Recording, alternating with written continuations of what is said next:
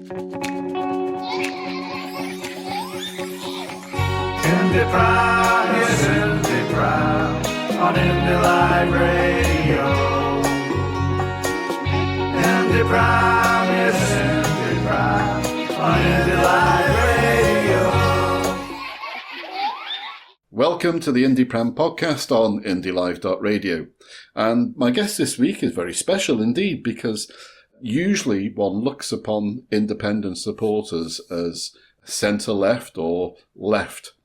And certainly a rarity is someone who's had a conservative background. And so it's quite novel and unique for me to be able to chat to William Paton, who is an independent supporter, very much more on the right, and comes with a different perspective than what we generally see. And of course, the important thing to remember is when Scotland is an independent country, it will be representative for everybody from whatever aspect they come to in relation to the future of Scotland. So William is also standing for the new Yes Alba committee, which is being formed by all under one banner. The reason he has applied is to manage cohesion and maintain harmony within the different interests that will be brought together in the new body. He says I should like to be vigilant to the influence of non-independent unionist alliances that will be brought to bear against us in the coming months. I am not a member of any political party, although my background is slightly to the right of centre. I should therefore be in a position of bringing a sense of balance to the Yes movement. Being in the middle ground, I would be a counter to a certain extent of some of the more obvious extreme views that will not be appreciated by the public in general. William is a member of Yes Bursden in Milngavie, in a working group on leafleting and canvassing. He is also a staunch European, and it's independence first.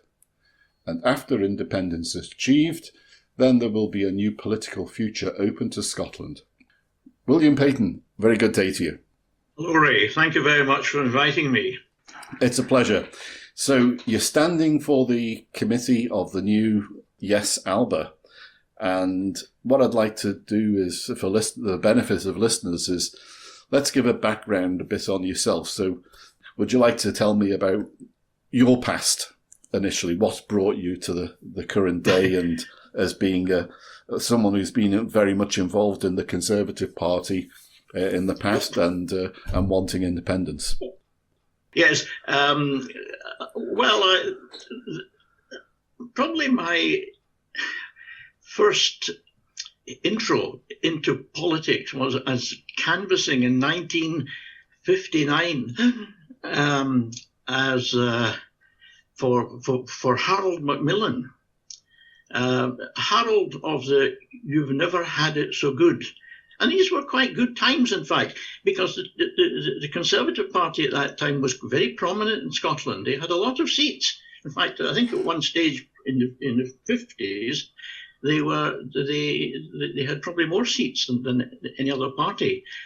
So it's from that sort of background that I come. I was a young unionist. Now that was something that we could probably try and develop more within the Yes movement. I don't think we're going to have young people in the Yes movement, but it was on a sort of friendly, part lecture, part speakers, part fun. I mean, going on trips with them. These days it was. So it was in that sort of background that I started. Then I went to university. In fact, it wasn't university per se. It was the famous Royal College of Science and Technology in Glasgow to study civil engineering. During that time, it became a university, and I finished up with a degree of the University of Strathclyde in a BSc in civil engineering. But at that time, I was involved, took my politics at that time into Strathclyde, and I was a secretary, and then I was the president of the Conservative Club. At that time, I went to conferences of a thing called PUQR, Even Ken Clarke in his book was a little bit wary of that term, but it was a Federation of Universities, Conservative and Unionist Associations, and to summer schools and things. And there was people, a lot of very interesting people, Glasgow University, and so on.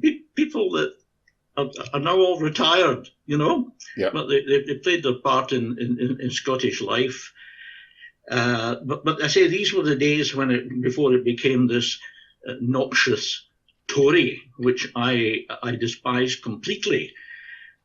So at that time, I would go to these conferences, and I went to the Tory Party conference at Llandudno, where Harold Macmillan, you may remember, his little poem said, "She didn't say stay, she didn't say go," etc. I can't remember it now, but that was it. At that party, I was a small party of about 5 people who were invited, along with Ronnie, I forget his name, of St Andrews University. He was a journalist, and Lord Balerno, and the psophologist, the chap Butler, to dinner by Rab Butler and his wife at that conference. Now, I've got a lot of respect for Rab. Rab was one of these old type patricians, you could say, but he brought a lot of new things into the Tory party, but didn't get the plaudits for it. Yep. So that was it, and after that, when I left university, I sort of drifted away from that part, and I think the Tory party drifted away from me as time went by. Into the 70s were not too bad, apart from when Maggie Thatcher came in. Oh my God.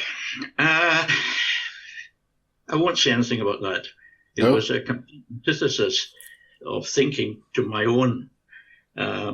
So you can see how far away I am now from the current Tory party, where we've got buffoons. Did it make you angry? We have drosses. Did it make you? We've got Baroness Ruthie, and my God, what's happening? I mean, it's crazy. So you can see, going back to the fact that I met Gordon Wilson and debated with him at that time. And there was a bit of interest shown at that time. And also with Neil McCormick and his brother Ian, knowing them at that time. His father was King John McCormick of the Scottish Nationalists. You see there was a bit of fermentation going on there. And so as time went by, I don't know whether it's the fact of coming originally on my maternal and my paternal families, who were farmers. Let's call it farmers. Yeah, they were farmers. They had farms. In my father's case, it was farming, first of all, in Ayrshire and then up in central Scotland. And then, hardworking people. And also, my mother's side, they came from farming in Nithsdale and in Annandale. And again, I say that we're hardworking. Things were tough then, and they got by. They got by with hard work. They were Doonhamers, as the saying goes, and people who came up into the central belt, and when the idea was they would Doonham at the weekend, so they were Doonhamers. So that's basically the background to that aspect of it. What do you feel in relation to the Conservative Party that you supported at that period in relation to the Conservative Party today? What are the biggest differences that you would highlight? Well, today there seems to be a lot of poseurs, I would call them, A lot of young people that come out of Oxbridge and various other universities, a lot of them Etonians or that sort of kin, who think that they rule the world. It was always said about Eton, for instance, that the officer corps of the British Army was born in the rugby fields of Eton or something like that. That's what it is. There's this sort of feeling that they they know all about it, and the general public have just to be serfs towards them. The Jacob's Reef Mog and people like that. I mean, it's pathetic. It really is pathetic. You would see that, I said earlier, from my grandparents' point of view, they were hardworking farmers, and so was Rabbie Burns. And out of that you get a man's a man for all that. Everybody has a place in Scotland. Everybody has a place in Scotland. There should be nobody looking down. But in these days, the landed gentry related related to the people that worked for them. We were all friends. We'd go down to the pub together and that sort of thing in the country. So we've sort of drifted away from that. And as I say, there are all these young people now with all their fancy ideas and the English nationalism, which is heading towards fascism, actually, and I think.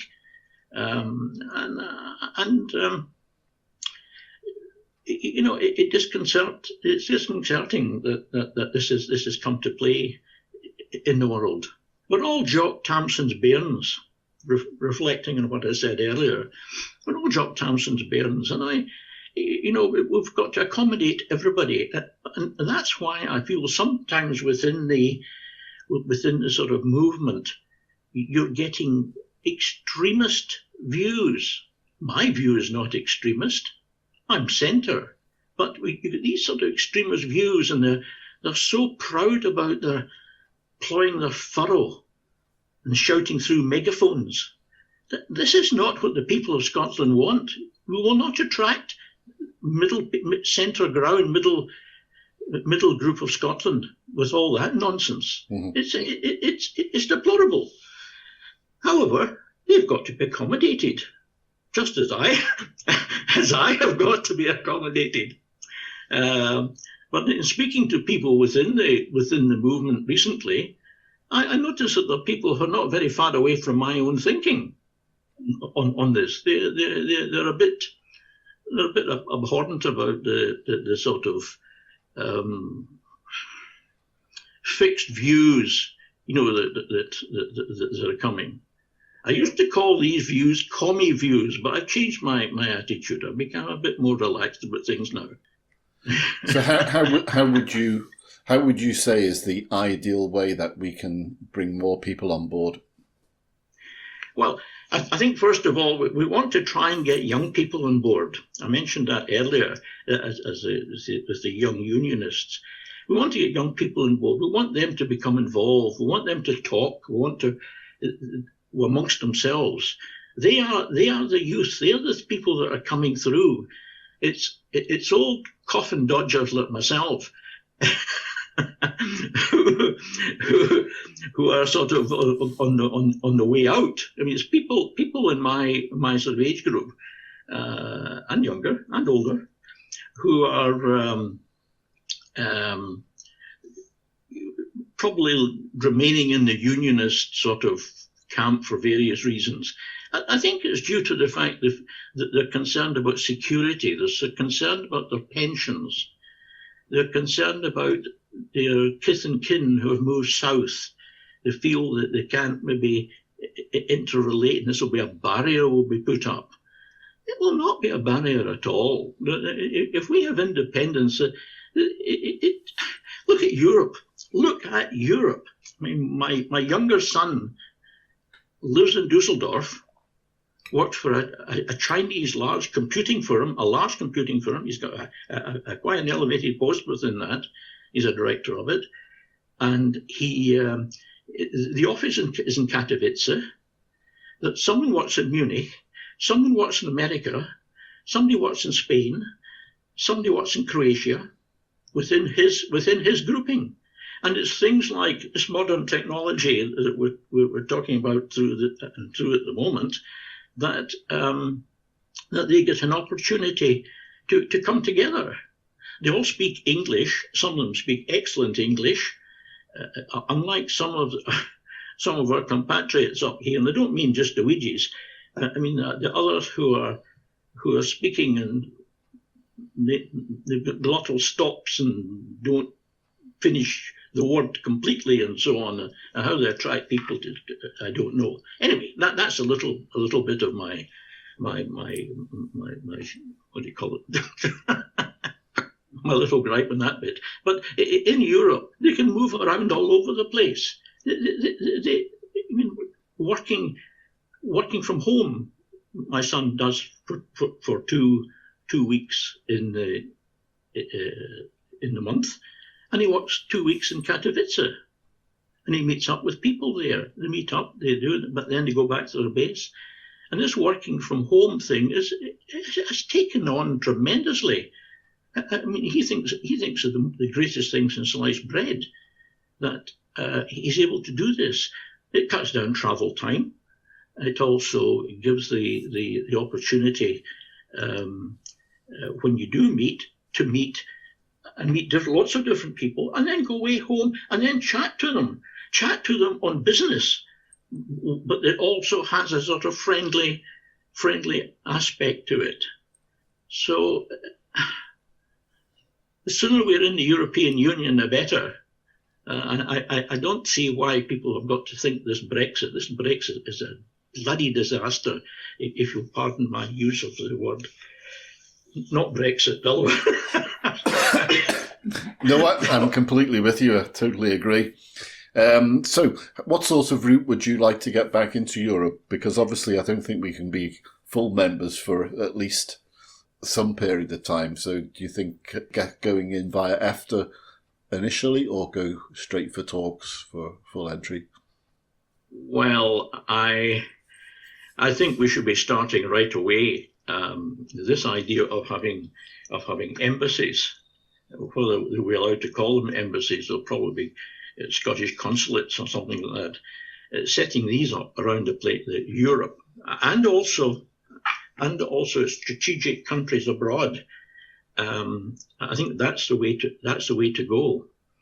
I mean, after all, if Boris Johnson and his Union Jack, his Gauleiter in Scotland, can establish a bunker in Edinburgh. I think there's also one in Glasgow. I mean, if he can establish a bunker in Edinburgh, who's paying for this?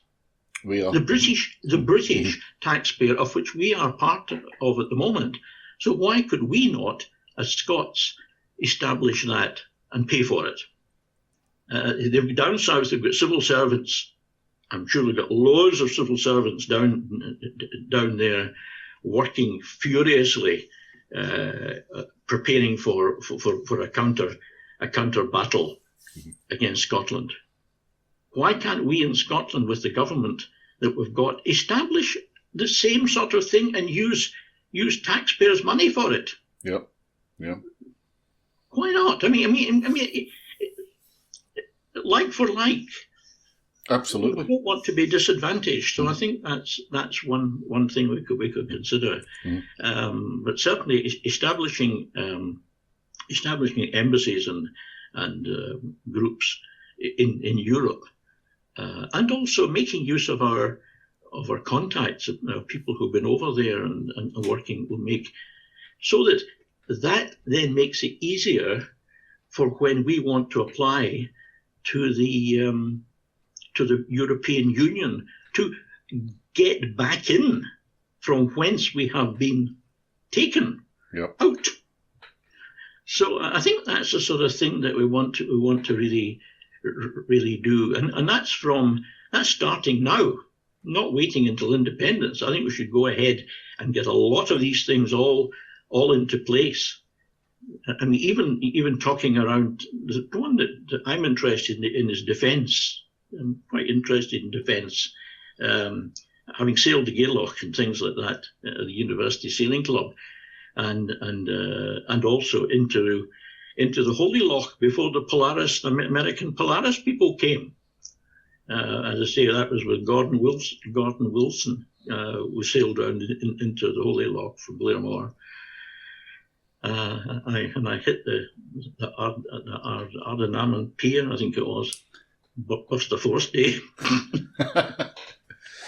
Did Gordon Wilson have any influence on your future thinking towards independence at that time? Not at that time. Not at that time. We debated quite a bit in the evening. We were probably there. The lights were out, but the clock lighthouse was going round, and it flicked through the room every so often. But we were debating well into the morning about things. But he certainly opened my eyes, put it that way. And then talking to other people, made quite a difference as well. So I'm a bit of a unique guy, I suppose. Really, I'm sure there's a lot of people in the same, you could call it, political vein, are supporting independence, but you just don't hear about them. They're reasonable people that just, I don't know why they don't come out from under their stone and say more about that. So can you remember any stories from your conversations with Gordon Wilson? Yes, well, he recalled to me that he was running around the country in this van broadcasting. It was a bit like these wartime what do you call it, films, where you see the SOE opening up the radio and doing it, and there's a detective van, a Nazi detective van running around. The visions of that, Gordon being almost caught by that. Oh, but he went on to becoming really quite a figure within the SNP. Yeah. Later on, and I followed his progress. Yeah. For listeners' benefits who don't know what SOE is, it's a Special Operations Executive, which was headquarters at Bletchley Park. So I had an interesting visit down there once. Yes. It's open to the public. So what brought you to the independence movement? That's very difficult. There wasn't a Damascene conversion in my case. It was just oozy all the time, just coming towards the vision of, first of all, getting fed up with the silly politics that was going on in Scotland.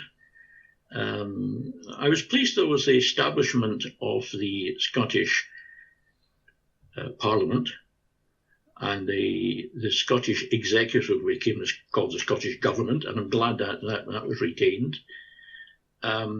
I could see quite a bit of divergence between we always had a different attitude, Mark, Scotland and beyond Scotland, within the British Isles, and this sort of brought it to the fore. I know you're English, Ray, and you come to Scotland, and you have acclimatized yourself to the Scottish way of life, the Scottish thinking. I have some friends who've come up from down south to posts within Strathclyde region, and they're retired now. And I happened to mention round about the time of the last referendum how Scotland, to be turned around and told, "Oh, you don't want that," and I thought, what blah blah blah blah blah, blah cheek that is. I don't want that within my own country. Good God. So there are a lot, and you'll no doubt have met a lot of people who, from your own probably background down south, who have got very strident views about Scotland this and Scotland that, and they want to tell you all about Scotland and so on. don't listen to them. No. That's what I say. Don't listen to them. Uh-huh. We're above all that.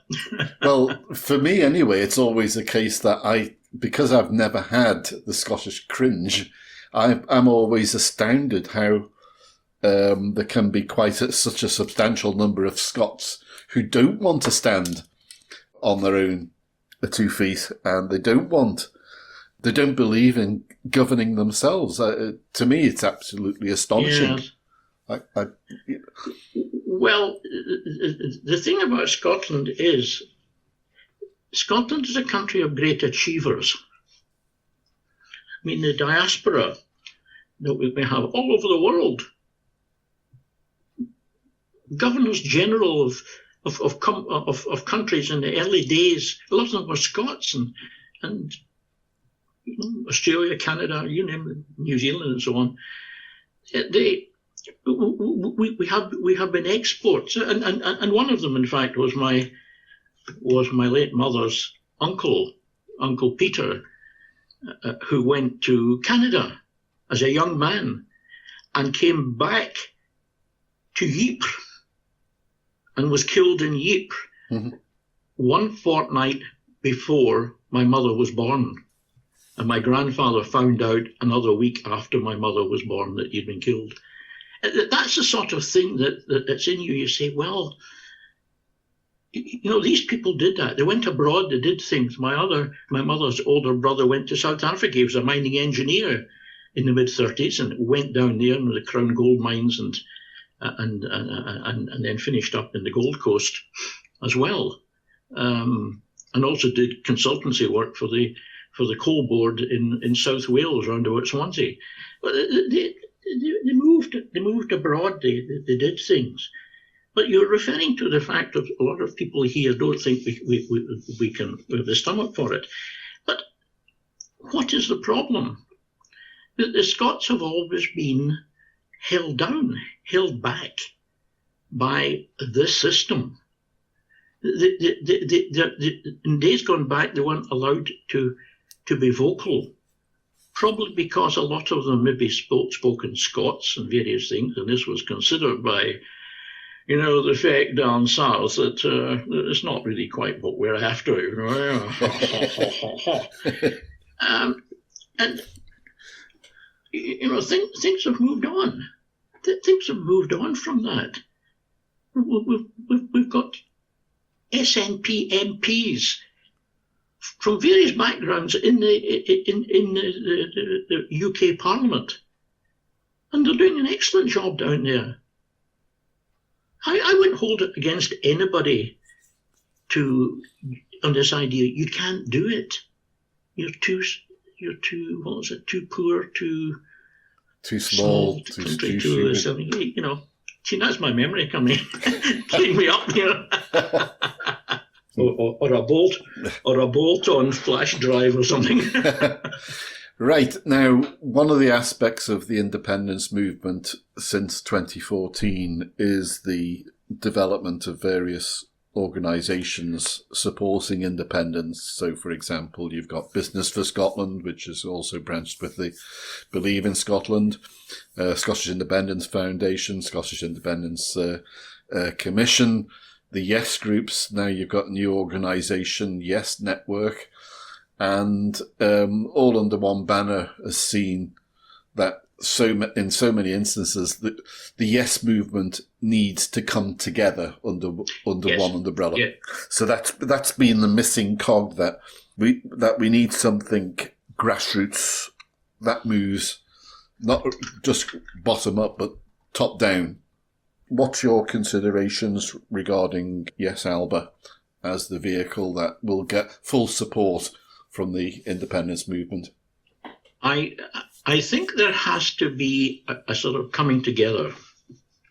I mean, recently I've attended meetings, Zoom meetings with the coordinating group of the National Yes Network, as it's called now.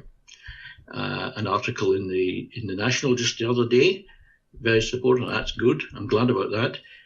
We've got Yes Alba forming, which I would like to be part of.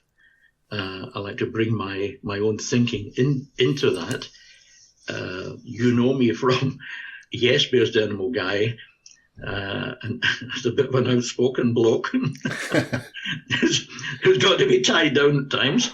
Well, it's enthusiasm, but that's it. Well, it's always good on the Yes Bears Denim Mill guy stand when we can get out and about there.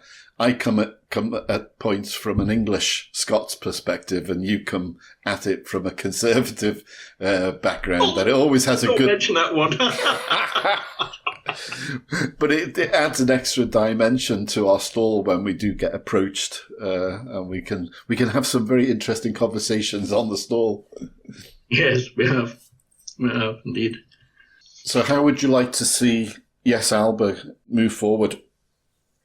I'd like to see, I say, the whichever one comes forward, and I think Yes Alba probably would have the edge on the thing. That's my thinking, and I think probably the network, the grassroots national Yes network, very much underneath it, and being supported by these other groups of movement. The Yes movement type people. I haven't got my head around them all yet. Yeah, but yes, I mean, probably I, as you said originally, manage cohesion and maintain harmony. Yes, that's the sort of thing that I'd really like to do.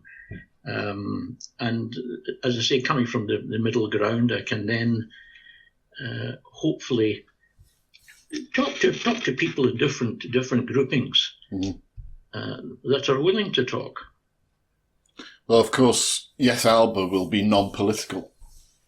No, it will not. It will not be political, but it'll have people from a lot of different political backgrounds, but not up front. That's the thing. I mean, I'm not coming up and saying, "Oh, I'm a this and I'm a that."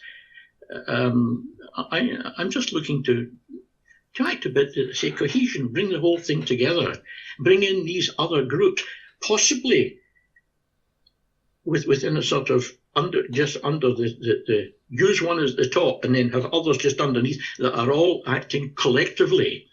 We've got X number of mandates. If we talk political for a moment, we've got so many mandates that have hit a brick wall.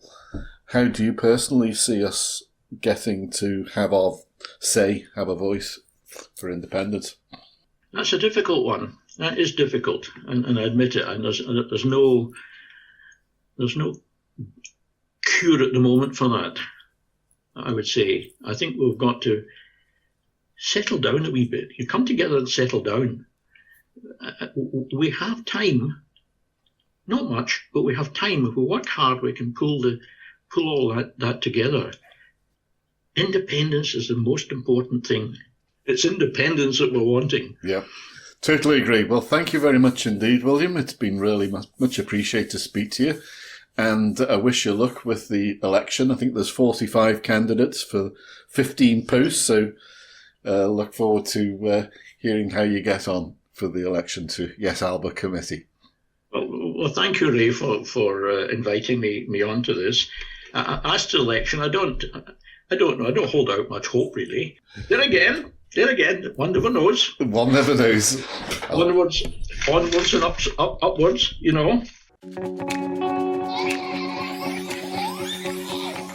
IndyPram, yes, IndyPram, on Indy Live Radio. IndyPram.